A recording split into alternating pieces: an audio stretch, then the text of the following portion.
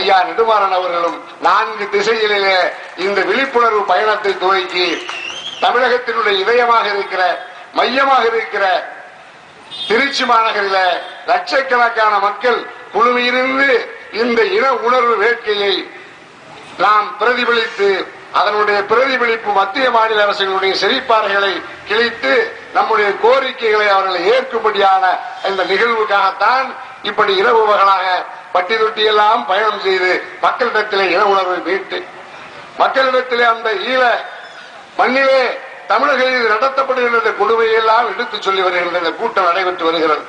சேலம் மாநகரில் இருக்கிற உயிருக்குயிரான தமிழ் சமூக மக்களே,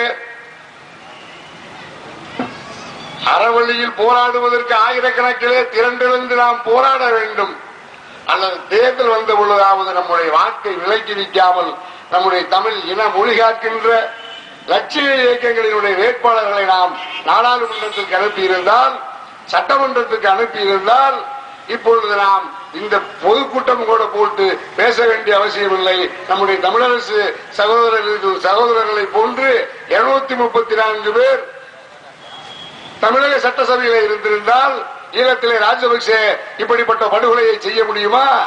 மறுமலர்ச்சி திராவிட முன்னேற்ற கழகத்தினுடைய பொதுச் செயலாளர் வைகோ விருதுநகரிலே தோற்கடிக்கப்படுகிறார். ராஜபக்சே சந்தோஷப்படுகிறார், மகிழ்ச்சி அடைகிறார். கோபாலபுரத்திலே பட்டாசு வெடிக்கிறான். அதே போன்று கொழும்பிலே பட்டாசு வெடித்து கொண்டாடுகிறான். என்ன காரணம்? வைகோ தமிழினத்திற்காக இரவு பகலாக உணர்வு ஊட்டி உலகம் முழுக்க இருக்கிற தமிழனுக்காக போராடுகிற குரல் கொடுக்கிற ஒரு தலைவன் தமிழ்நாட்டிலே அவருடைய சொந்த தொகுதியிலே தோற்கடிக்கப்பட்டு விட்டாரே என்பது தமிழர்களுக்கெல்லாம் பெருமைக்குரிய விஷயமா? இப்படி நாம் போராடுவதற்கும் தயங்குவது அரசியல் விழிப்புணர்வு இல்லாத மூடர்களாயிருந்து நம்முடைய இன எதிரிகளை வாக்களித்து வெற்றி பெற செய்த அதிகாரத்தை ஒப்படைத்துவிட்டு நாம் இந்த நள்ளிரவு வேளையிலே அவர்களிடத்திலே மடிப்பிச்சை கேட்க வேண்டிய அவலநிலை இருக்கிறது.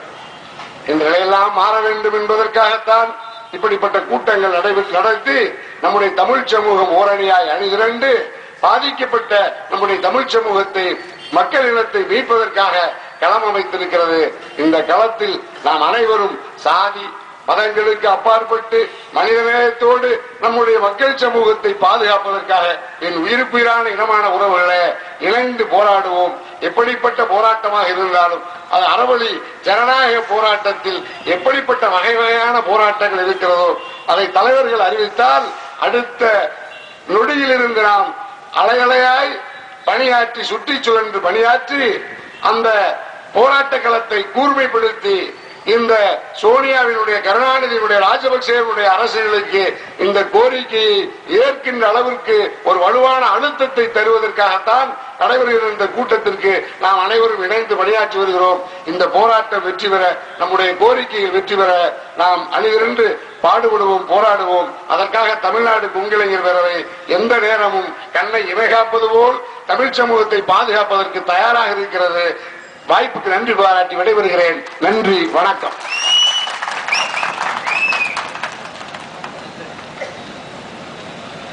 இலங்கை தமிழர் பாதுகாப்பு இயக்கத்தினுடைய ஒருங்கிணைப்பாளர் மரியாதைக்குரிய பெரியவர் பல நெடுமாறன் ஐயா அவர்கள்